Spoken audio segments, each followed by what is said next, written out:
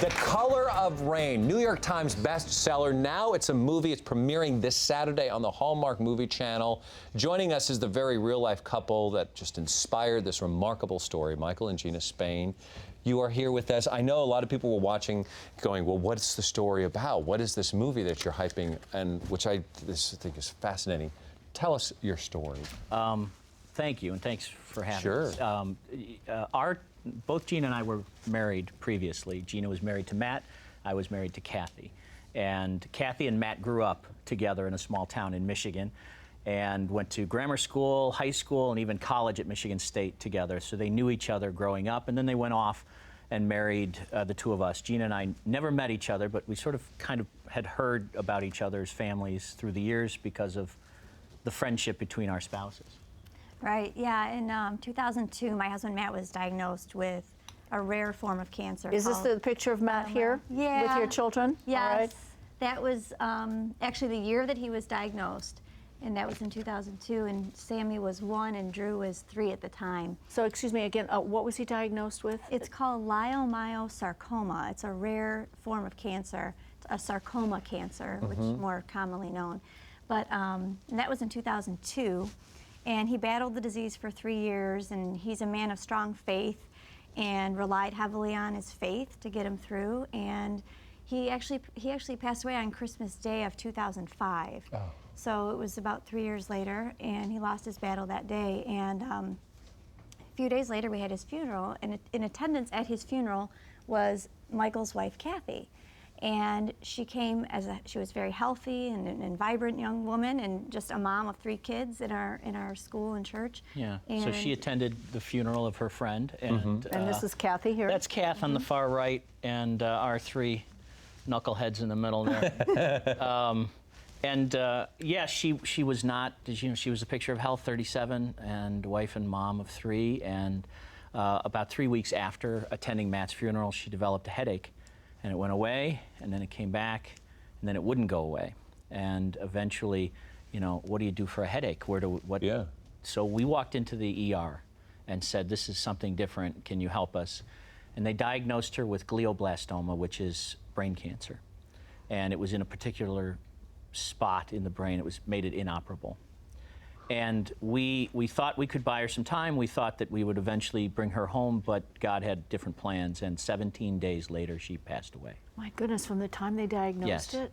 So what was the time gap between when you lost your husband and you lost her? Ultimately, it was about 3 weeks after Matt dying that Kathy first took ill, and it was 17 days later that she passed away. So a month, and a half, something like 6 that. weeks. And so on one of Kathy's last days, she and I we knew the end was near, and we were talking about things that husbands and wives talk about. And out of the blue, she said to me, call Gina Kell. And I kind of dismissed it. I mean, knew who the Kell family was, but Gina and I never met. And she insisted, Kathy really was adamant, and really what I think she ultimately was saying was she knew me, she knew what men are like, and I think she was trying to encourage me to stay connected to the community, to the church, and not try to stiff up her lip it and go it alone. She was just trying to make sure that we'd be okay. Yeah. Did she want you to contact her because you went through a similar situation, and how you got through it with your kids, and perhaps to help? Yeah. I think she was just trying to connect him to someone. And I remember Michael told me the day I met him, Kathy told me to teach your boys how to play basketball. Yeah. Because he's a basketball coach, and and he's done that. So how is it that the two of you are sitting before us as a couple now? When did that happen? How did that come about? Over the months, the kids really kind of led us. We were all just buddies. We were friends, and the 5 kids really clicked and immediately became very close. And essentially, Gina and I, when you're in that sort of acute phase of grief, you don't think about anything other than just getting through the day. Yeah. Eventually, months later, as some people put it, the fog of grief kind of lifted a little bit, and I kind of looked over and went, well, you're kind of cute. And I realized, well, wait, there's an actual woman sitting next to me. And so we ultimately went on one date. One? Well, we have 5 kids. Okay. Yeah, right. But it was a great date. You know, it was a phenomenal date. Let's not be on it. You took kind of out of cute at that point, I hope, and you just said you're cute and not kind of cute. So you decide to put this story together as it began to unfold and how the children came together and your lives come together. You put it in a book and you called it The Color of Rain. Why? Well, the name, it took a while actually to come up with the name, but there's a part of our story where there is a double rainbow that is sort of this symbol that we find, and it's this beautiful example of, we think to us, as a sign from God that maybe this is okay, what we're thinking about doing, merging these two families. Well, we thought about it more deeply as we were writing the book, and what should we call this story? And there's this idea that, you know, when rain falls, every drop of rain actually has all the colors of the rainbow in it. It's that light has to refract through it to see it just right. Yes. Well, I think that's true of life, and I think that's true of our, you know, our experiences and our tragedies. That sometimes rain gets a bad name. When we allow light to kind of, the light, we think it's God, we think it's our faith, we believe in that the faith of God, you know, trusting in Him and what His plans are for us, that when we let that light kind of shine on our tragedies in our life and let Him work through it, that you'll see color and you'll see light again. You'll see all the beauty that life has to offer. And other people can see it too. Yes. You help other people Not without the light, though. Yeah.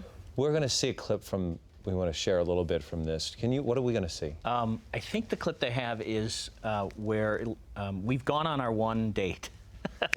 And now, and at that date, it was cool because everything we had done had been with the 5 kids, and so now we were going to have a little alone time. And Gina was sort of making fun of me a little bit because I was having some fun with the waitress and teasing. We were laughing, and it was this great sort of alone adult time that we hadn't been able to share. So the clip is immediately after coming home from that date. All right, let's take a look.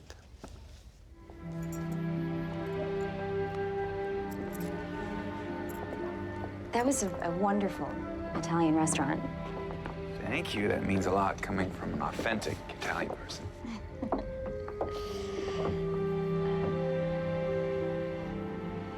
Well, good night. Good night.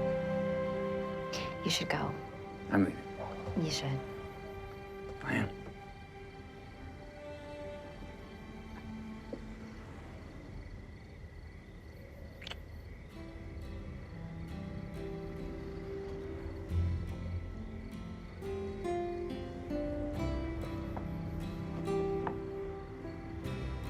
You go. Yeah.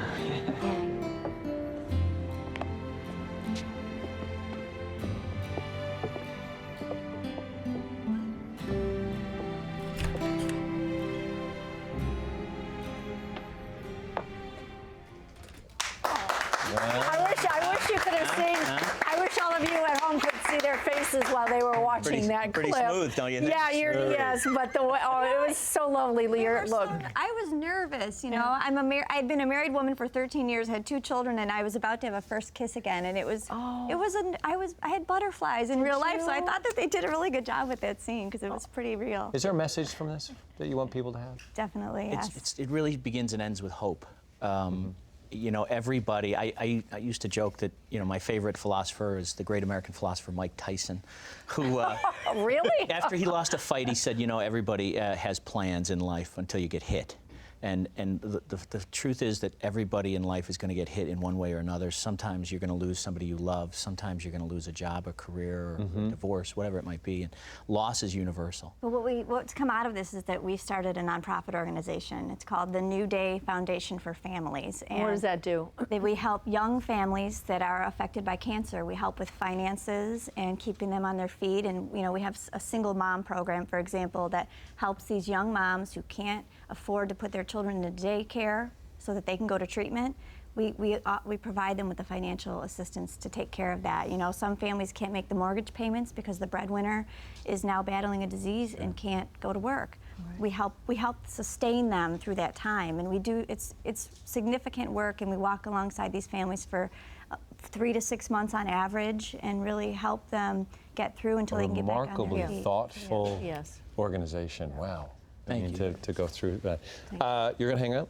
You want to eat Yeah. something? Yeah. There's food. There There's is food. food. Tune in Saturday, see The Color of Rain. It's a wonderful movie. It's Hallmark Movie Channel 9, 8 Central. Learn more about New Day Foundation for Families by going to foundationforfamilies.org, and a special message awaits on our Facebook page, our Home and Family Facebook page.